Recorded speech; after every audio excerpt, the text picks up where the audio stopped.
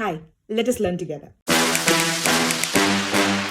இது என்னோட அங்கிள் எனக்கு பர்சனலாக மெசேஜ் அனுப்பிச்சு, இதுக்கு ஒரு வீடியோ போடு, அது என்ன கட் அண்ட் ரைட்டு அப்படின்னு கேட்டார்.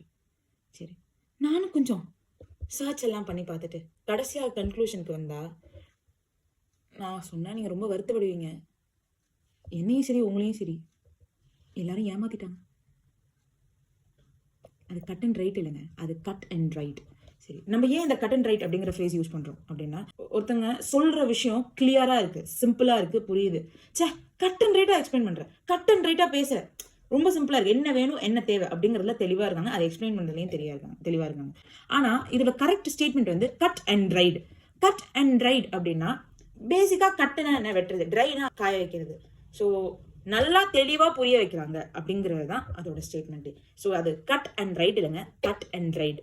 நம்ம cut and right cut and right cut and right அப்படின்னு சொல்லிட்டு அப்படியே வந்துடுது. நீங்கள் வேகமாக சொன்னால் கூட அது கட் அண்ட் ரைடுன்னு தான் வந்து ஒரு 4ஆம் தடவையோ 10ஆம் தடவையோ சொல்லும்போது அந்த ப்ரொனவுன்சியேஷனில் நிற்குமே தவிர்த்து கட் அண்ட் ரைட் அப்படின்னு அவ்வளோவா நிற்கிறது கொஞ்சம் கஷ்டமாக தான் இருக்குது. ஸோ அது கட் அண்ட் ரைட் இல்லை, கட் அண்ட் ரைட். ஓகேவா?